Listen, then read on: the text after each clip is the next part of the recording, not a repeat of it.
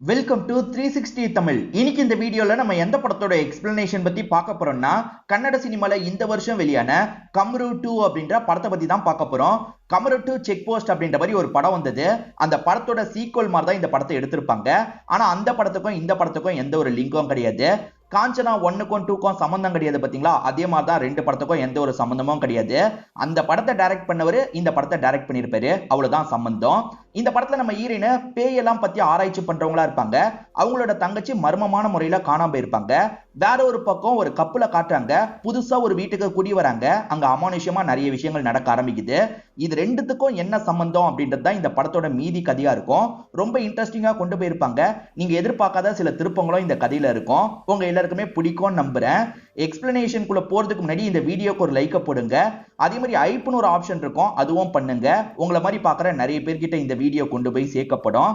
சரி, மேற்கொண்டு பேசி டைம் வேஸ்ட் பண்ணாம நம்ம நேரடியா எக்ஸ்பிளனேஷனுக்குள்ள போயிடலாம். படத்தோட ஸ்டார்டிங் சீனே கார்ல ஒரு நபர் வந்துட்டு இருக்கிறத காட்டுறாங்க. இப்போ ஒரு பகுதியில ஒருத்தர் நின்னுட்டு இருக்காரு. இப்ப நின்னுட்டு இருக்க நபரை பார்த்து கார்ல வந்த நபர் இருக்காருல, கமருட்டுக்கு எப்படி போனோம்னு கேக்குறாரு. இந்த வழியா போனோன்ற மாதிரி அந்த நபர் சொல்லிட்டாரு. அந்த மர்ம நபரோட ஃபேஸ நமக்கு காட்டல. இப்ப வழி கேட்டவர் இருக்காருல, சரி ஓகேன்ற மாதிரி கிளம்புறாரு. இவர் கிளம்பும் போது பார்த்தா அந்த மர்ம நபர் மறைஞ்சு போயிடுறாரு. கமரு 2 அப்படின்ற ஒரு வழியா தான் இவங்க போயிட்டு இருக்க மாதிரி நமக்கு காட்டுறாங்க. இது எல்லாமே சாந்தின்னு ஒருத்தங்களுக்கு கனவா வருது. சட்டுன்னு கனவுல இருந்து முடிக்கிறாங்க. அப்படி முடிச்சவங்க தங்கச்சி போட்டோவை பாக்குறாங்க. இவங்க தங்கச்சி பேரு பிரியா அப்படின்றது. பிரியாக்கு என்னாச்சுன்னு தெரியல, மிஸ்ஸிங்கா இருக்காங்க போல. பிரியாவை நினைச்சு இவங்களும் யோசிச்சு பார்த்து லைட்டா ஃபீல் பண்ணிட்டு இருக்காங்க. இப்ப சாந்தியை பொறுத்த வரைக்கும் டெல்லியில தான் இருக்காங்க. ஒரு மீட்டிங்ல பேசுறதுக்காக வந்திருக்காங்க. பேயை பத்திலாம் ஆராய்ச்சி செய்வாங்கல்ல, அந்த வேலையை தான் சாந்தி பண்ணிட்டு இருக்காங்க. கௌரவ் அப்படின்ற ஒரு நபரை பத்தி தான் இங்க லெக்சர் மாதிரி எடுத்துட்டு இருக்காங்க. அவருமே பேயை பத்தி ஆராய்ச்சி செய்யறவரா இருப்பாரு. நிறைய விஷயங்களை கண்டுலாம் முடிச்சிருப்பாரு. திடீர்னு பார்த்தா மர்மமான முறையில அவர் காணாம போயிருப்பாரு. இறந்து போயிட்டாரா என்னன்னு கூட தெரியல. இத பத்திலாம் சொல்றாங்க. இப்போ ஒருத்தர் இவங்களுக்கு நன்றி சொல்றதுக்காக வந்திருக்காரு. இவரோட பொண்ணுக்கு பேயெல்லாம் பிடிச்சிருக்கும். சாந்தி தான் அந்த இடத்துக்கு வந்திருப்பாங்க. அந்த பேய் கிட்ட கம்யூனிகேட் பண்ணிருப்பாங்க. ஒரு ஸ்டேஜ்ல பொண்ணோட உடம்ப விட்டு அந்த பேயை போக வச்சிருப்பாங்க. என் பொண்ணு கிடைச்சதுக்கு மேடம் தான் காரணம் அப்படின்ற மாதிரி நன்றிலாம் சொல்லிட்டு இருக்காரு. இதை கேட்டுட்டு இருக்க எல்லாருமே சாந்திக்கு கிளாப்லாம் தட்டிட்டு இருக்காங்க. சாந்திக்கும் கொஞ்சம் சந்தோஷமா இருக்கு. இங்க இருந்து கிளம்புறாங்க. இப்ப ரீசெண்டா கல்யாணம் ஆன ஒரு கப்பலை நமக்கு காட்டுறாங்க. ஹஸ்பண்ட் பேரு மகேஷ், ஒய்ஃபோட பேரு பிரீத்தி அப்படின்றது. ஆக்சுவலா அப்பா கூட சாப்பிடுறதுக்காக இவங்க உட்கார்ந்துட்டு இருக்காங்க. நீ சொல்லுன்ற மாதிரி ஹஸ்பண்ட் சொல்றாரு. இல்ல இல்ல நீங்க சொல்லுங்கன்ற மாதிரி இவங்க சொல்றாங்க. ஆக மொத்தத்துல ரெண்டு பேருமே யார் சொல்றதுன்னு யோசிச்சுட்டு இருக்காங்க. அப்ப அம்மா இந்த இடத்துக்கு வந்துடுறாங்க. பையன் உங்ககிட்ட ஏதோ சொல்லணுமாங்க, என்னென்ன பேசுங்க அப்படின்ற மாதிரி சொல்றாங்க. என்ன விஷயம்ன்ற மாதிரி அப்பாவே கேட்கிறாரு. இப்ப பையனும் சொல்ல ஆரம்பிக்கிறாரு. ஆக்சுவலா இவரை பொறுத்த வரைக்கும் ஆயுர்வேதிக் டாக்டரா இருப்பாரு. அப்பா, காட்டு பகுதிக்கு போய் நான் கொஞ்சம் ஆராய்ச்சி எல்லாம் பண்ணணும்னு நினைக்கிறேன்ப்பா. அந்த மாதிரி நான் ட்ரிப்பு போக போறேன், ஒய்ஃபையும் கூட்டு போக போறேன்ற மாதிரி சொல்லிட்டாரு. அதுக்கு அம்மா இருக்காங்கல்ல, தனியா டைமை ஸ்பெண்ட் பண்ணணும்னு நினைக்கிறாங்க, அதுக்கு தான் இந்த பிட்டை போட்டுட்டு இருக்கான்ற மாதிரி சொல்றாங்க. அப்பாவும் லைட்டா ஸ்மைல் பண்றாரு. அப்பா இருக்காருல, 6 மாசத்துக்கு முன்னாடி ஒரு ப்ராப்பர்ட்டி வாங்கியிருப்பாரு. கமரு 2 அப்படின்ற ஒரு பகுதியில தான் அந்த ப்ராப்பர்ட்டியை வாங்கியிருப்பாரு. அங்க தேவான்னு ஒரு ஒர்க்கர் இருக்கான். அந்த ஒர்க்கர் தான் அந்த இடத்தை மேனேஜ் பண்ணிட்டு இருக்கான். நீங்க வேணா அந்த இடத்துக்கு போங்களேன், பக்கத்துல காட்டு பகுதியெல்லாம் இருக்கு, உங்களுக்கும் கரெக்டா இருக்கும்ன்ற மாதிரி அப்பா சொல்றாரு. இவங்களுமே ஏத்துக்கிறாங்க. கிளம்பி அந்த இடத்துக்கு வந்துட்டு இருக்காங்க. இததான் ஸ்டார்டிங்கே நமக்கு காமிச்சிருப்பாங்க. இவருமே கமருட்டுக்கு எந்த வழியா போகணும்னு கேக்குறாரு. அந்த மர்ம நபரை இந்த வழியா தான் போகணும்ன்ற மாதிரி இடத்தை காமிக்கிறாரு. இவங்க அந்த வழியா வந்துட்டு இருக்கும் போது திடீர்னு ஒருத்தர் பயந்த மாதிரி எந்திரிக்கிறாரு. பார்த்து பார்த்து நான் இங்கதான் படுத்துட்டு இருக்கேன்ற மாதிரி சொல்றாரு. தேவான்னு ஒருத்தர் வீட்டை பார்த்து பாருன்னு சொன்னாங்க பாத்தீங்களா, அவர் தான் வாசல்ல படுத்துட்டு இருக்காரு. படுக்கிறதுக்கு உனக்கு இடமே கிடைக்கலையா, இங்கதான் படுப்பியா அப்படின்ற மாதிரிலாம் இவர் கேட்கிறாரு. சார் வாங்க சார், இதுதான் வீடுன்ற மாதிரி அவர் வீடை காட்டுறாரு. ரொம்ப பெரிய வீடா இருக்கு. பார்த்துக்கிட்டே இவங்க உள்ள போறாங்க. விடிஞ்சதுக்கு அப்புறமும் ரெண்டு பேர் தூங்கிக்கிட்டே இருக்காங்க. இப்ப ஹஸ்பண்ட் இருக்காருல, நீ எந்திரிச்சு போய் காஃபி போடுன்னு சொல்றாரு. இல்ல இல்ல நீங்க போய் போடுங்கன்ற மாதிரி ஒய்ஃப் சொல்றாங்க. இந்த மாதிரி ஒரு ஒய்ஃப் பக்கத்துல இருக்கும்போது யாருக்கு எந்திரிக்க தோணுன்ற மாதிரி இவர் கிண்டலா பேசிட்டு இருக்காரு. இப்படியே ஐஸ் வைங்கன்ற மாதிரி ஒய்ஃபும் கிண்டல் பண்றாங்க.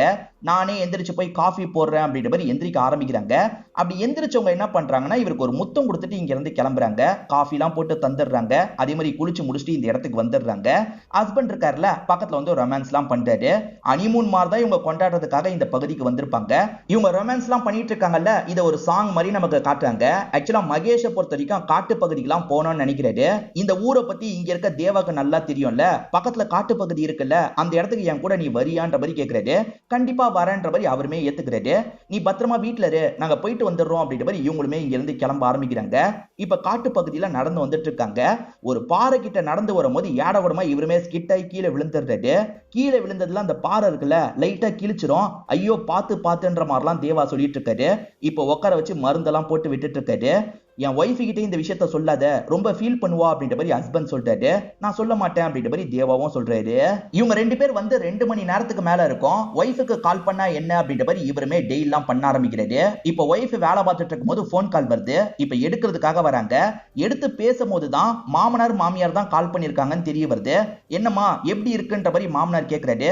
சூப்பரா இருக்கு மாமா அப்படின்ற மாதிரிலாம் இவங்க சொல்லிட்டு இருக்காங்க. இப்ப அம்மாவும் மகேஷ் எங்கன்ற மாதிரிலாம் கேக்குறாங்க. அவர் காட்டு பகுதிக்கு சுத்தி பார்க்கிறதுக்காக போயிருக்காரு அப்படின்ற மாதிரிலாம் சொல்றாங்க. சரி ஓகேமா பாத்து இருன்ற மாதிரி காலை கட் பண்ணிடுறாங்க. ஆக்சுவலா இவர் டெய்ல் பண்ண மாதிரி காமிச்சாங்கல்ல, இங்க சுத்தமா டவர் இருக்காது, அதனால காலே பண்ண முடியல. இத பத்திலாம் தேவா கிட்ட சொல்றாரு. இங்கெல்லாம் அப்படிதான் சார் அப்படின்ற மாதிரி தேவாவும் சொல்றாரு. இந்த கப்பலையும் உங்களோட போட்டோவை எடுத்துட்டு வந்திருப்பாங்கல்ல, அந்த போட்டோ திடீர்னு பட்டுன்னு கீழே விழுது. அதாவது கொஞ்சம் சாஞ்ச மாதிரி விழுது. என்ன சவுண்டுன்ற மாதிரி இவங்களும் செக் பண்றதுக்காக வராங்க. போட்டோ சாஞ்சிருக்கு. அந்த சமயம் யாரோ ஜன்னல் வழியா இவங்களை பார்த்துட்டு இருக்கிறது தெரியுது. இவங்க பாக்குறாங்கன்னு தெரிஞ்சோன்னா அந்த நபர் அங்க இருந்து வேகமா ஓடுறாரு. யார் இது அப்படின்ற மாதிரிலாம் பயப்படுறாங்க. கதவை சாத்திக்கிறது நல்லது அப்படின்ற மாதிரி வேகமா கதவை சாத்திக்கிறாங்க. கதவை சாத்தினதுக்கு அப்புறம் வீட்டுக்குள்ள அமானுஷ்யமா சில விஷயங்கள் நடக்குது. அதாவது யாரோ கிராஸ் பண்ணி போன மாதிரிலாம் இருக்கு. யாரு கிராஸ் பண்ணி போனான்னு பயந்துட்டு இருக்காங்க. இப்ப சாந்தியை நமக்கு காட்டுறாங்க. சாந்தி ஒரு புக்கு படிச்சுட்டு இருக்கும் போது இந்த இடத்துல அமானுஷ்யமா நடக்குது. பேயெல்லாம் இவங்க நல்லா ஃபீல் பண்ணுவாங்க. பேய் தான் வந்திருக்குன்றது இவங்களுக்கு தெரியுது. யாரு யாருன்ற மாதிரிலாம் கேக்குறாங்க. அப்ப அங்க இருக்க தங்கச்சியோட போட்டோ சாஞ்ச மாதிரி விழுது. அப்ப வந்திருக்கிறது தங்கச்சியோட பேயான்ற மாதிரி இவங்க யோசிக்கிறாங்க. தங்கச்சி மிஸ்ஸிங்னு தானே நினைச்சோம், இறந்து போயிட்டாளா அப்படின்ற மாதிரிலாம் பயப்படுறாங்க. இந்த பக்கம் பிரீத்தி பயங்கரமா பயந்துட்டு இருக்காங்கல்ல, அப்பன்னு பார்த்து யாரோ கதவை தட்டுறாங்க. ஹஸ்பண்ட் தான் கதவை தட்டுறாரா அப்படின்ற மாதிரி பயந்துகிட்டே கதவை திறக்கிறாங்க. ஹஸ்பண்ட் தான் வந்திருப்பாரு. இவங்களுமே சட்டுன்னு கட்டி பிடிச்சிடுறாங்க. என்னாச்சுன்னு கேக்குறாரு. ஒன்னும் இல்லைன்ற மாதிரிலாம் சொல்றாங்க. இப்ப சாப்பாடுலாம் இவருக்கு பரிமாறிட்டு இருக்காங்க. சாப்பிட வந்து இவர் இருக்காருல, என்ன வந்ததுல இருந்து பாக்குறேன் நீ கொஞ்சம் அப்செட்டா இருக்க, என்னாச்சு அப்படின்ற மாதிரிலாம் கேக்குறாரு. இல்லங்க யாரோ எட்டி பார்த்துட்டு ஓடின மாதிரி இருந்தது அப்படின்ற மாதிரி சொல்லிட்டாங்க. யாராவது வேலை கேட்டு வந்திருப்பாங்க, நீ பார்த்தோன்னா சட்டுன்னு பயத்துல ஓடி இருப்பாங்களா இருக்கும் அப்படின்ற மாதிரிலாம் இவர் சொல்றாரு. இவருக்குமே யாரு ஓடி இருப்பா அப்படின்ற மாதிரிலாம் தோண ஆரம்பிக்குது. யாரு வீட்டுக்கு வந்திருப்பா அப்படின்ற மாதிரிலாம் இந்த இடத்துல யோசிக்கிறாரு. இப்ப சாந்தி தூங்கிட்டு இருக்கும் போது ஒரு கனவு வரத நமக்கு காட்டுறாங்க. அந்த மர்ம நபர் கண்ணுக்கு தெரியறாரு. இதை தாண்டி தங்கச்சி பிரியா இருக்காங்கல்ல, அக்கா காப்பாத்துக்கா, அக்கா என்ன காப்பாத்துக்கா அப்படின்ற மாதிரி சொல்ற மாதிரி தோணுது. சட்டுன்னு இவங்க தூக்கத்துல இருந்து கண் முழிச்சிடுறாங்க. தங்கச்சிக்கு ஏதோ ஆபத்து நடந்திருக்கு, தங்கச்சி இப்ப உயிரோட இருக்க வாய்ப்பு இல்ல, நம்ம அந்த இடத்துக்கு விசாரிக்க போனோன்ற மாதிரி யோசிக்கிறாங்க. தங்கச்சி கடைசியா பெங்களூர்ல தான் படிச்சிருப்பாங்க. அந்த இடத்துக்கு கிளம்புறதுக்கான ஏற்பாடை இவங்க பண்றாங்க. இப்ப பிரீத்திக்கு சவுண்ட் கேக்குது. என்ன ஏதுன்னு செக் பண்றதுக்காக வராங்க. அந்த இடத்துல எதுவுமே இருக்கிற மாதிரி இல்ல. சரி முகத்தை கழுவலான்ற மாதிரி இவங்களுமே முகத்தெல்லாம் கழுவிட்டு இருக்காங்க. அப்போ ஒரு உருவம் இருக்கு பாத்தீங்களா, சட்டுன்னு இவங்களோட தலையை பிடிச்சு அமுக்கிட்டு இருக்கு. இது எல்லாமே உங்களுக்கு வந்த கனவா இருக்கும். சட்டுன்னு கனவுல இருந்து இவங்களுமே முழிச்சிடுறாங்க. என்ன இப்படிலாம் கனவு வருது அப்படின்ற மாதிரி பயந்துட்டு இருக்காங்க. இப்ப தண்ணி தாகம் எடுக்குது. தண்ணி குடிக்கிறதுக்காக கிச்சன் கிட்ட வராங்க. அப்ப திரும்பி ஒரு சவுண்ட் கேக்குது. என்ன சவுண்டுன்னு செக் பண்றதுக்காக வராங்க. அங்க இருக்க சேர் இருக்குல்ல, ஆட்டோமேட்டிக்கா ஆடிட்டு இருக்கு. இன்னும் ஆட்டோமேட்டிக்கா ஆடிட்டு இருக்குன்ற மாதிரி இவங்க பயந்துட்டு இருக்காங்க. அப்ப ஹஸ்பண்ட் இந்த இடத்துக்கு வந்துடுறாரு. என்ன இங்க பண்ணிட்டு இருக்கன்ற மாதிரி கேக்குறாரு. இல்லங்க சேர் ஆட்டோமேட்டிக்கா ஆடிச்சுன்ற மாதிரி சொல்லிட்டாங்க. காத்து காடி இருக்கும், வந்து படுன்ற மாதிரி சொல்லிட்டாரு. இவங்களுமே பயந்துகிட்டே படுக்கிறதுக்காக போயிட்டு இருக்காங்க. ஒய்ஃப் எந்திரிக்கிறதுக்கு லேட் ஆயிருக்கும். ஹஸ்பண்டே காஃபி எல்லாம் போட்டு தந்துடுறாரு. நீ சீக்கிரமா ரெடியாவு, வெளியே போலான்னு சொல்லிட்டாரு. ஒய்ஃபும் 5 நிமிஷத்துல ரெடி ஆயிடுறேன்ற மாதிரி கிளம்புறாங்க. இப்ப ரெடியானவங்க இந்த இடத்த சுத்தி பார்க்கறதுக்காக வந்துடுறாங்க. இதெல்லாம் ஒரு சாங் மாதிரி நமக்கு காட்டுறாங்க. இப்ப சுத்தி பார்த்து முடிச்சவங்க திரும்பி வீட்டுக்கு வந்துட்டு இருக்காங்க. அப்படி வர வழியில குறுக்க திடீர்னு ஒரு சின்ன பொண்ணு வந்துடுறா.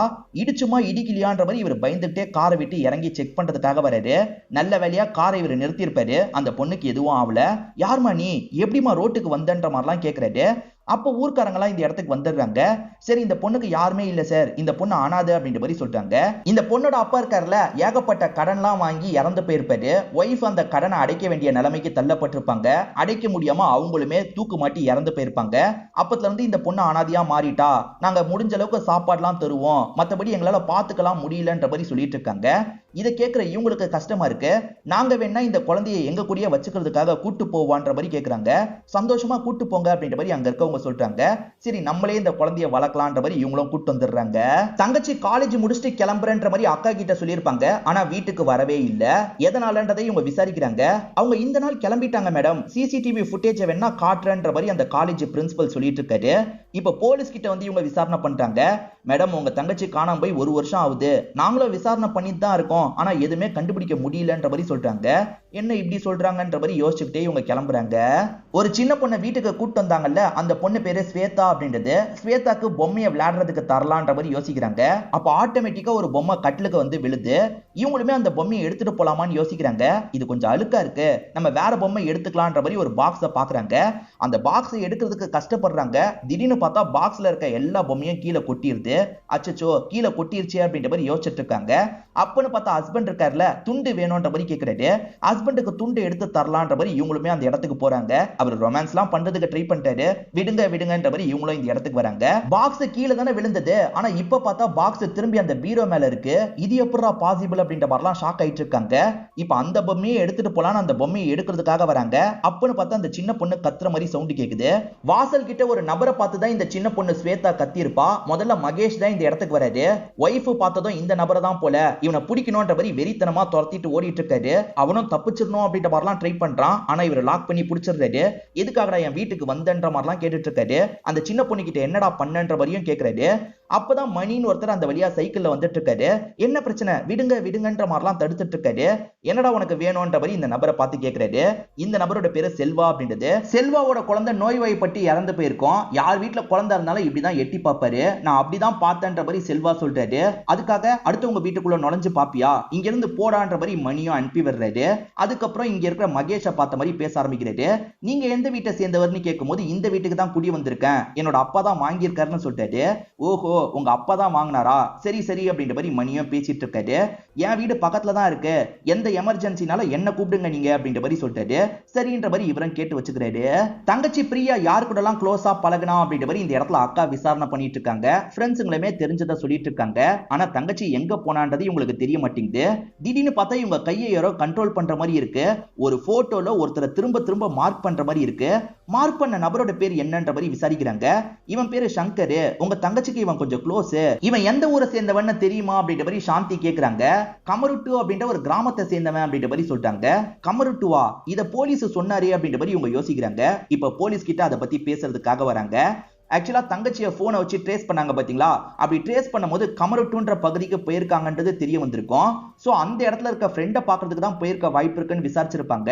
அந்த சங்கரை பத்தி விசாரிக்கிறதுக்காக போனாங்கல்ல, அப்பதான் சங்கரும் அவரோட கர்ப்பிணி மனைவியும் காணாம போயிருக்கிறது தெரிய வந்திருக்கும். உங்க தங்கச்சி மிஸ் ஆகுற மாதிரியே அவங்க ரெண்டு பேருமே மிஸ் ஆகுறாங்கன்ற மாதிரி இந்த போலீஸ் சொல்றாரு. இதுல ஏதோ மர்மம் இருக்கு, நம்ம கண்டுபிடிக்கணும்னு கிளம்புறாங்க. இந்த வீட்டுல அமானுஷ்யமா நடந்தது இல்ல, அதெல்லாம் பார்த்து பிரீத்தி பயத்துல இருக்காங்க. நம்ம திரும்பி நம்ம வீட்டுக்கே போயிடலான்ற மாதிரி சொல்றாங்க. நீ நினைக்கிற மாதிரிலாம் எதுவும் இல்லன்ற மாதிரி இவர் ஆறுதல் சொல்றாரு. இப்ப அந்த ஸ்வேதான்ற சின்ன பொண்ணை நமக்கு காட்டுறாங்க. அந்த சின்ன பொண்ணுக்கு வித்தியாசமா சவுண்ட் கேக்குது. செக் பண்ணலான்னு பார்த்துட்டு இருக்கா. திடீர்னு ஒரு உருவம் இருக்குல்ல, அந்த பொண்ணோட காலை பிடிச்சி இழுக்குது. இந்த பொண்ணுமே பயத்துல கத்தலாம் ஆரம்பிக்கிறா. இப்ப படுத்துட்டு இருக்க மகேஷ் ஒய்ஃப் கூட ஒன்னா இருந்தா என்னன்ற மாதிரி மேல கையை போடுறாரு. ஆனா ஒய்ஃப் வேணான்ற மாதிரி கையை எடுத்து விடுறாங்க. சரி திரும்பி படுக்கலான்ற மாதிரி இவரும் திரும்பி படுக்கிறாரு. அப்பதான் பாத்ரூம் கதவை திறந்துட்டு ஒய்ஃப் வராங்க. இவன் என்ன இந்த பக்கத்துல இருந்து வரான்ற மாதிரி இவர் ஷாக்கிங்கா பாக்குறாரு. என்ன அப்படி பாக்குறீங்கன்னு ஒய்ஃப் கேக்குறாங்க. ஒன்னும் இல்லன்ற மாதிரி இவரும் சொல்லிட்டாரு. ஒய்ஃப் சொன்ன மாதிரி இந்த வீட்டுல ஏதோ இருக்குன்றது இவருக்குமே நல்லா புரிஞ்சிருது. இப்ப சாந்தி இந்த ஊருக்கு தான் வந்துட்டு இருக்காங்க. அப்ப கமருட்டு அப்படின்ற அந்த மயில் கல்ல பாக்குறாங்க. இந்த கல்லு தானே நம்ம கனவுல வந்தது அப்படின்ற மாதிரிலாம் யோசிச்சுட்டு இருக்காங்க. நீ போப்பான்ற மாதிரி வண்டி ஓட்டுறவர்கிட்ட சொல்றாங்க. இப்ப காலையில சமயம் போட்டோ திரும்பி சாஞ்சிருக்கு. இந்த போட்டோவை ஆணில அடிச்சு மாட்டணும்ன்ற மாதிரி யோசிக்கிறாங்க. இப்ப மகேஷ் இருக்காருல்ல, அந்த சின்ன பொண்ணை பாக்கலான்ற மாதிரி அந்த சின்ன பொண்ணு இருந்த ரூம் வராரு. அந்த பொண்ணு கீழே விழுந்திருக்கா. பேய் இழுத்து கீழே தெளிச்சு பாத்தீங்களா, அதனால கீழே விழுந்திருக்கா போல. பெட்ல படுக்க வைக்கலான்னு இவர் படுக்க வச்சிருக்காரு. ஒய்ஃப் ஆணி அடிச்சிட்டு இருக்கிறத பாக்குறாரு. பார்த்து ஆணி அடின்ற மாதிரிலாம் சொல்லிட்டு இருக்காரு. அப்பதான் கார் வர மாதிரி சவுண்ட் கேக்குது. செக் பண்றதுக்காக வெளியே வராரு. ஆக்சுவலா சாந்தி டீமோட தான் இந்த இடத்துக்கு வந்திருக்காங்க. நீங்க யாரு என்னன்ற மாதிரிலாம் கேக்குறாரு. என் தங்கச்சி பேரு பிரியா, இங்க சங்கர்னு ஒருத்தர் குடியிருந்திருக்காரு, அவரை பாக்குறதுக்கு தான் தங்கச்சி கடைசியா வந்திருக்கான்ற மாதிரிலாம் சொல்லிட்டு இருக்காங்க. அப்பன்னு பார்த்து உள்ள ஒய்ஃப் இருக்காங்கல்ல, தடுக்கி விழுந்துடுறாங்க. என்னாச்சுன்னு இவர் கேக்குறாரு. யாரோ தள்ளி விட்ட மாதிரி இருந்ததுன்ற மாதிரி சொல்றாங்க. அப்ப சாந்தியும் இந்த இடத்துக்கு வந்துடுறாங்க. வந்த சாந்தி இருக்காங்கல்ல, இந்த இடத்துல ஏதோ பிரச்சனை இருக்கு, அதை பத்தி நான் விசாரிக்கிறதுக்காக தான் வந்திருக்கன்ற மாதிரிலாம் சொல்றாங்க. என்ன சொல்றீங்கன்ற மாதிரி இவங்களும் பயந்த மாதிரி கேக்குறாங்க. இவங்களுமே பேய் இருக்கிற மாதிரி ஃபீல் பண்ணாங்கல்ல, செக் பண்ணுங்கன்ற மாதிரி சொல்றாங்க. இப்ப சாந்தியும் டீமும் சேர்ந்த மாதிரி ஒவ்வொரு இடமா செக் பண்ணிட்டு இருக்காங்க. அப்படி செக் பண்ணும்போது இந்த வீட்டுல பேய் இருக்கிறது கன்ஃபார்ம் ஆயிருது. ஏன்னா இவங்க கையில இருக்க டிவைஸ் இருக்கு பாத்தீங்களா, மூலம் ஆயிட்டு இருக்கு. சோ பேய் இருக்குன்றத கன்ஃபார்ம் பண்ணிடுறாங்க. என் தங்கச்சியுமே இறந்து போயிட்டான்னு நினைக்கிறேன். இதுக்கு முன்னாடி இந்த வீட்டுல சங்கர் அவரோட ஒய்ஃப் இருந்திருக்காங்க, அவங்களும் காணோம், என்னோட தங்கச்சியும் காணோம். இதுக்கு பின்னாடி என்ன மர்மம் இருக்குன்றத கண்டுபிடிக்கணும், இத பத்தி விசாரிக்கிறதுக்காக தான் வந்திருக்கன்ற மாதிரி சொல்லிட்டாங்க. இப்ப இவருமே தேவா கிட்ட இந்த வீட்டுல இதுக்கு முன்னாடி யார் இருந்தான்னு கேக்குறாரு. அத பத்தி எனக்கு தெரியாது, நான் 6 மாசமா தான் இங்க இருக்கேன்ற மாதிரி தேவா சொல்றாரு. இதனால அப்பா கிட்டயே கேட்கலான்ற மாதிரி இவர் இருக்காருல, அப்பாக்கு கால் பண்ணி பேசுறாரு. யார்கிட்ட இருந்துப்பா இந்த ப்ராப்பர்ட்டியை வாங்குனீங்கன்னு கேக்குறாரு. அப்பா இருக்காருல, அங்க பற்றுன்னு ஒருத்தர் இருக்காரு, அவர்கிட்ட இருந்து தான் வாங்கினேன், கொஞ்சம் கம்மி ரேட்டுக்கு வந்தது, அதனால தான் வாங்கி போட்டேன்னு சொல்றாரு. இப்ப இவருமே பற்றுவை பாக்குறதுக்காக வந்துடுறாரு. அவரை பொறுத்த வரைக்கும் கொஞ்சம் பூசாரி மாதிரி வேலை பாக்குறவரா இருப்பாரு. எதுக்காக அந்த வீட்டை வித்தீங்கன்னு கேக்குறாரு. இவருமே சொல்ல ஆரம்பிக்கிறாரு. இவருக்கு 2 ஒய்ஃப் இருப்பாங்க. மூத்த ஒய்ஃபோட பையன் பேர் தான் சங்கரா இருக்கும். அவரோட படிப்புக்காக இவர் நிறைய கடன்லாம் வாங்கியிருப்பாரு. ஒன்ஸ் பையன் திடீர்னு காணாம போனதுக்கு அப்புறம் அப்பாக்கு என்ன பண்றதுன்னு தெரியல, இந்த இடத்தை வித்து கடன்லாம் அடைக்கலான்ற மாதிரி தான் கடன்லாம் அடைச்சிருப்பாரு. இப்போ வரைக்கும் என் பையனுக்கு என்னாச்சுன்னே தெரியலன்ற மாதிரிலாம் புலம்பிட்டு இருக்காரு. அவனோட ஒய்ஃப் அப்ப கர்ப்பிணியா வேற இருந்தா, அவளுமே மிஸ் ஆயிட்டா அப்படின்ற மாதிரிலாம் இவர் சொல்லிட்டு இருக்காரு. அப்பதான் இந்த இடத்துக்கு மணி வராது. ஏற்கனவே மகேஷ் கிட்ட பேசினார்ல, அந்த மணி தான் இந்த இடத்துக்கு வராது. அந்த மணி யாருன்னு பாத்தீங்கன்னா இந்த பட்டரோட 2வது பையனா இருப்பாரு. என்ன விஷயம்ன்ற மாதிரிலாம் கேக்குறாரு.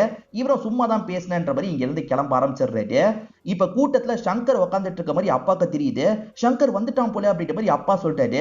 1 வருஷத்துக்கு முன்னாடி காணாம போனவன் எப்படிப்பா வருவான், நீங்க சும்மா இருங்கப்பா, அங்க சங்கர்லாம் உட்காந்து இல்ல அப்படின்ற மாதிரி மணியுமே சொல்றாரு. மகேஷ் பட்டர் கிட்ட பேசினார் பாத்தீங்களா, அத பத்திலாம் சாந்தி கிட்ட சொல்லிட்டு இருக்காரு. அப்ப திடீர்னு காஃபி கப்பு உடையுது. திரும்பி பார்த்தா அங்க ஒருத்தன் கண்ணை வச்சு ஷூட் பண்ணிருக்கான்னு தெரிய வருது. அவன் யாரு என்னன்னு தெரியல, இவர் பிடிக்கணும்ன்ற மாதிரி துரத்திட்டு ஓடிட்டு இருக்காரு. இப்ப காட்டு பகுதிக்கு வந்துடுறாரு. திடீர்னு பார்த்தா அந்த இடத்துல ஒரு 3-4 பேர் சேர்ந்த மாதிரி ஹீரோவை அடிக்கிறதுக்காக வராங்க. மாஸ்க் போட்டிருக்கிறதுனால யாருன்றது தெரியல. எப்படியாவது இவங்களை லாக் பண்ணி பிடிக்கணும்ன்ற மாதிரிலாம் இவர் ட்ரை பண்ணிட்டாரு. ஆனா அவங்க என்ன பண்றாங்கன்னா, இவர் கண்ணுல மண்ணெல்லாம் தூவிடுறாங்க.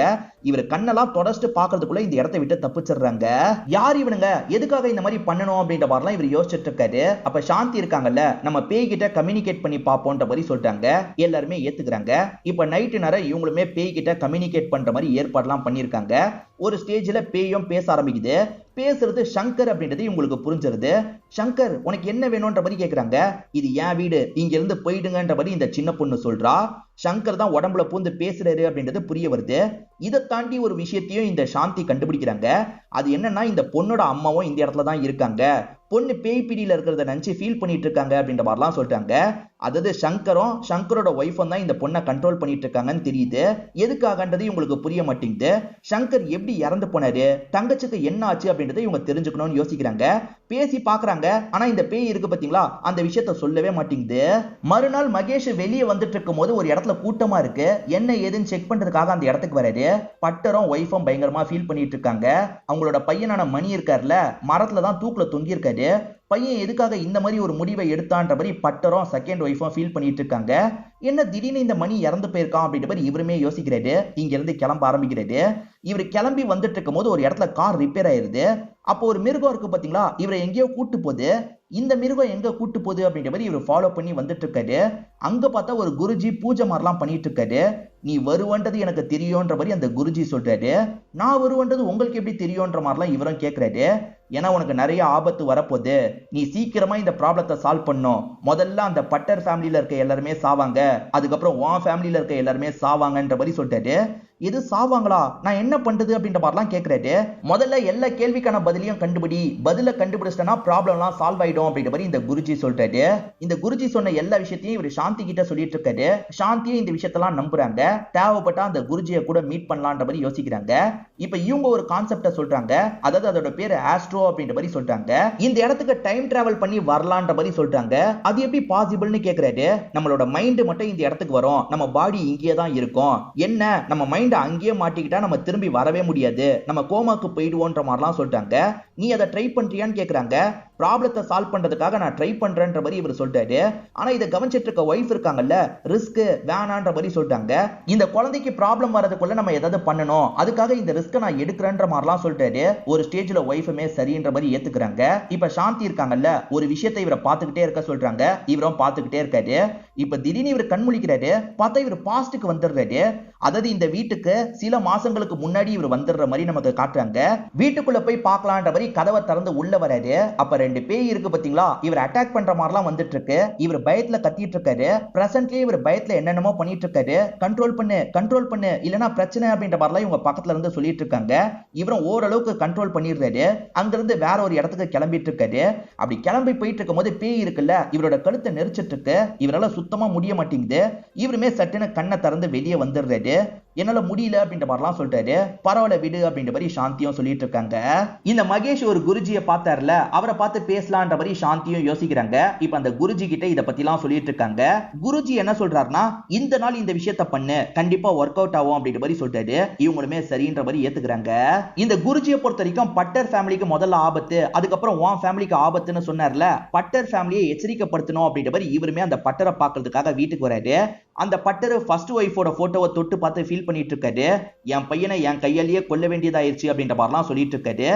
எது பையனை இவர் கையால கொன்னாரா அப்படின்ற மாதிரி யோசிச்சுக்கிட்டே இவரும் உள்ள வந்துடுறாரு. அப்போ உங்க பையன் சங்கரை நீங்க தான் கொலை பண்ணீங்களா அப்படின்ற மாதிரி கேட்கிறாரு. சங்கரை நான் கொலை பண்ணல, என் பையன் மணியை நான் கொலை பண்ணிட்டேன்ற மாதிரி சொல்லிட்டாரு.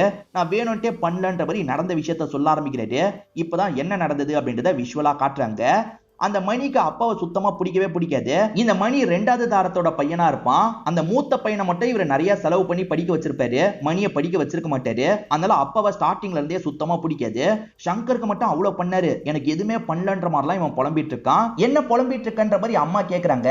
அம்மா கிட்டயே இவன் சில விஷயங்கள் எல்லாம் சொல்லிட்டு இருக்கான். அந்த சங்கர் இருந்த வரைக்கும் அந்த வீட்டை அவனுக்கு தான் தந்து வச்சாரு. அவன் சந்தோஷமா இருந்தான். இப்ப அவன் தான் போய் சேர்ந்துட்டான்ல, அந்த வீட்டை எனக்கு தந்திருக்கலாம்ல, எதுக்காகமா அந்த வீட்டை வேக வேகமா வித்தாரு? இவருக்கு பணம்லாம் பிரச்சனையே கிடையாது, அந்த வீட்டை எனக்கு தரக்கூடாதுன்றதுக்காக தான் வேக வேகமா வித்துட்டாரு அப்படின்ற மாதிரிலாம் மணி சொல்லிட்டு இருக்கான். என்னதான் இவர் வித்துட்டாலும் சரி, அது எனக்கான வீடுமா, அந்த வீட்டை நான் யாருக்கும் விட்டு தர மாட்டேன்ற மாதிரிலாம் சொல்றான். என்னடா பேசிட்டு இருக்க, அங்கதான் வேற ஒரு ஃபேமிலி குடி வந்துட்டாங்கல்ல அப்படின்ற மாதிரி அம்மா சொல்றாங்க.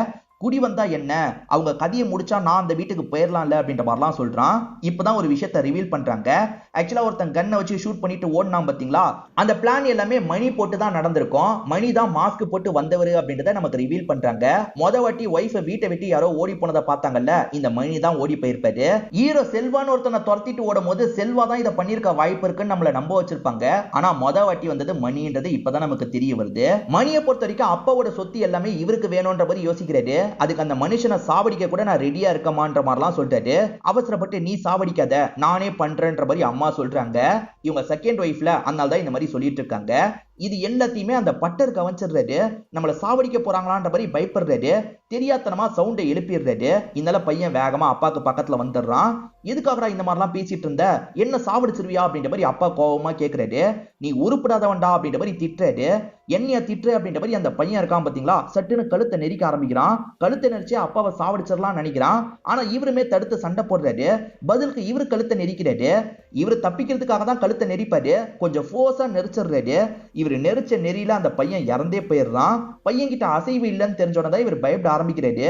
அச்சச்சோ நம்ம பையனை நம்மளே சாவடிச்சிட்டுமே அப்படின்ற மாதிரிலாம் பயப்படுறாரு. இத பத்தி இவரோட செகண்ட் ஒய்ஃப் கிட்ட சொல்றாரு. இவர் கொன்னது வெளியே தெரிஞ்சா இவருக்கு பிரச்சனை இல்ல, அதனால தூக்கு மாட்டிக்கிட்டான்ற மாதிரி நம்ப வச்சிடலான்ற மாதிரி இவர் தான் மரத்துல தொங்கவே விட்டுருப்பாரு. இதுதான் நடந்தது அப்படின்ற மாதிரிலாம் சொல்லிட்டு இருக்காரு. அப்ப சங்கரை நீங்க எதுவுமே பண்ணலையான்ற மாதிரி மகேஷ் கேட்கிறாரு. சங்கரை நான் எதுவுமே பண்ணலன்ற மாதிரி இவரும் சொல்லிட்டாரு. ஆனா சங்கரோட ஆன்மானால உங்களுக்கு பிரச்சனை வரப்போது போல, உங்களுக்கு எச்சரிக்கை பண்றதுக்காக தான் நான் இந்த இடத்துக்கு வந்தேன். நீங்களும் உங்களோட செகண்ட் ஒய்ஃபும் சேஃபா இருக்கணும்ன்ற மாதிரி சொல்லிட்டு இருக்காரு. அப்பன்னு பார்த்து செகண்ட் ஒய்ஃப் ரூம்ல இருந்து கத்துற மாதிரி சவுண்ட் கேக்குது. என்ன ஏதுன்னு செக் பண்றதுக்காக இவங்களுமே ரூம் கிட்ட வராங்க. இவங்க வந்து பாக்குறதுக்குள்ள அந்த ஒய்ஃப் இறந்து போயிடுறாங்க. பேய் தான் சாவடிச்சிருக்கு அப்படின்றது இவங்களுக்கு தெரிஞ்சிருது. உங்க பையன் சங்கருக்கும் உங்க மருமகளுக்கும் என்ன நடந்தது அப்படின்றத தெரிஞ்சுக்கணும், அதுக்கு நீங்க அந்த வீட்டுக்கு வரணும் வாங்கன்ற மாதிரி மகேஷும் கூட்டு வந்துடுறாரு. ரொம்ப நாள் கழிச்சு இந்த வீட்டுக்கு வராருல, ஒவ்வொரு இடமா பொறுமையா பாத்துக்கிட்டே வந்துட்டு இருக்காரு. குறிப்பா சாந்தி தான் கூட்டு வர சொல்லியிருப்பாங்க. அதனால தான் மகேஷ் கூட்டு வந்திருப்பாரு. உங்க பையன் கிட்ட நம்ம கம்யூனிகேட் பண்றதுக்கு ட்ரை பண்ண போறோம், நீங்களும் அதுக்கு ஹெல்ப் பண்ணணும்ன்ற மாதிரி சொல்றாங்க. கண்டிப்பா ஹெல்ப் பண்றேன் அப்படின்ற மாதிரி இவர் ஏத்துக்கிறாரு. இப்ப எல்லாருமே பூஜை பண்ற மாதிரிலாம் உட்காந்துட்டு இருக்காங்க. இந்த வாட்டி நான் டிராவல் பண்ண போறேன் அப்படின்ற மாதிரி சாந்தி சொல்றாங்க. எல்லாருமே சரின்ற மாதிரிலாம் ஏத்துக்கிறாங்க. இப்ப சாந்தி உடம்புக்குள்ள இருக்க ஆன்மா வெளியே வந்துருது. அதாவது சப்கான்சியஸ் மைண்ட் மட்டும் டிராவல் பண்ற மாதிரி காட்டுறாங்க. இவங்க வீட்டை விட்டு வெளியே வராங்க. அந்த இடத்துல பார்த்தா ஸ்வேதாவோட உண்மையான அம்மா இருக்காங்க. அந்த உண்மையான அம்மா இருக்காங்கல்ல, என் பொண்ணு பேய்கிட்ட மாட்டிட்டு இருக்கா, எப்படியாவது காப்பாத்துங்க அப்படின்ற மாதிரிலாம் கெஞ்சி கேட்டுட்டு இருக்காங்க. கவலைப்படாதீங்க நான் பாத்துக்கிறேன், பேய் எங்கன்னு கேக்குறாங்க. அந்த அம்மாவும் இடத்த காட்டுறாங்க. இவங்க உள்ள போலான்னு நினைக்கிறதுக்குள்ள கார் வர மாதிரி சவுண்ட் கேக்குது. யார் வரான்ற மாதிரி இவங்க பார்த்துட்டு இருக்காங்க. பார்த்தா இவங்க தங்கச்சி பிரியா தான் வந்துட்டு இருக்கா. பிரியா எதுக்காக வந்துட்டு இருக்கான்றது இப்பதான் தெரிய வருது. ஆக்சுவலா பிரியா வந்து காலையில ஏர்போர்ட்டுக்கு போய் ஃபிளைட்டை பிடிக்கணும், நான் ஃபிளைட்டை பிடிச்சு வந்துருவேன்ற மாதிரி அக்காக்கு கால் பண்ணிலாம் சொல்லியிருப்பா. அதுக்கு நடுவுல சங்கர் கிட்ட இருந்து கால் வந்திருக்கும், இங்கதான் என் வீடு இருக்கு வந்து பார்த்துட்டு போயேன் அப்படின்ற மாதிரி சங்கர் சொல்லியிருப்பாரு. அதனால தான்க்கா வீட்டுக்கு வந்தன்ற மாதிரிலாம் சொல்லிட்டு இருக்கா. அப்படி வந்த எனக்குன்ற மாதிரி இவ தடுமாறிட்டு இருக்கா. என்னாச்சு அப்படின்ற மாதிரி அக்கா கேக்குறாங்க. அதுக்கு தங்கச்சி வாயை திறந்து பதில சொல்ல மாட்டா. இப்ப வீட்டை நோக்கி நடக்க ஆரம்பிக்கிறா. தங்கச்சி எதுக்கு வீட்டுக்குள்ள போறா, நம்மளும் வீட்டுக்குள்ள போலாம் அப்படின்ற மாதிரி இவங்களுமே வீட்டுக்குள்ள வந்துடுறாங்க. அப்படி வீட்டுக்குள்ள வந்து பார்க்கும்போது சேர் ஆடிட்டு இருக்கு. ஒருத்தர் சேர்ல சாஞ்ச மாதிரி தான் ஆடிட்டு இருக்காரு. யாருன்னு பார்த்தா அந்த சங்கர் தான் ஆடிட்டு இருக்காரு. ஒருவேளை சங்கர் தான் தங்கச்சியை சாவடிச்சிட்டானா அப்படின்ற மாதிரிலாம் இவங்க யோசிக்கிறாங்க. சங்கர் நீ தானே என்னோட தங்கச்சியை சாவடிச்சன்ற மாதிரிலாம் கேட்கறாங்க. இல்ல நான் சாவடிக்கலன்ற மாதிரி இந்த சங்கர் சொல்லிட்டு இருக்காரு. இப்பதான் என்ன நடந்தது அப்படின்றத நமக்கு காட்ட ஆரம்பிக்கிறாங்க. ஆக்சுவலா சங்கர் கிட்ட இவங்க பேசிட்டு இருக்கும் போதே யாரோ காலிங் பெல் அடிக்கிறாங்க. கதவை திறந்து பார்த்தா அந்த மணி தான் இந்த இடத்துக்கு வந்திருக்காரு. அண்ணனுக்கும் தம்பிக்கும் பெருசா செட் ஆகாது. அப்ப எப்ப பாரு உனக்கு தான் எல்லாத்தையும் பண்றாரு, எனக்கு எதுவுமே பண்ண மாட்டாரு அப்படின்ற மாதிரிலாம் மணி புலம்பிட்டு இருக்கான். சரி விடுடா சரியாயிடும்ன்ற மாதிரி அண்ணா ஆறுதல் சொல்லிட்டாரு. ஆறுதல்லாம் எனக்கு தேவையில்லை, இந்த வீட்டை எனக்கு தந்துருன்ற மாதிரி சொல்றான். இந்த வீட்டை தரது எனக்கு பிரச்சனை இல்லடா, இது என்னோட அம்மா வாழ்ந்த வீடு, அதனால தான் யோசிக்கிறேன், என்னால தர முடியாதுன்ற மாதிரி சங்கர் மறுக்கிறாரு. அதெல்லாம் தெரியாது, எனக்கு இந்த வீடு வேணும்ன்ற மாதிரி மணி சொல்றான். இது ரிலேட்டடா இவங்க ரெண்டு பேருக்குள்ள ஆர்குமெண்ட்லாம் வருது. அந்த ஆர்குமெண்ட் போக போக சண்டையா மாறுது. ஏன்னா இந்த மணி இருக்கான்ல சங்கரோட அம்மாவை பத்தி தப்பாலாம் பேச ஆரம்பிச்சிடறான். இதனால தான் ரெண்டு பேருமே மாத்தி மாத்தி சண்டைலாம் போட ஆரம்பிக்கிறாங்க.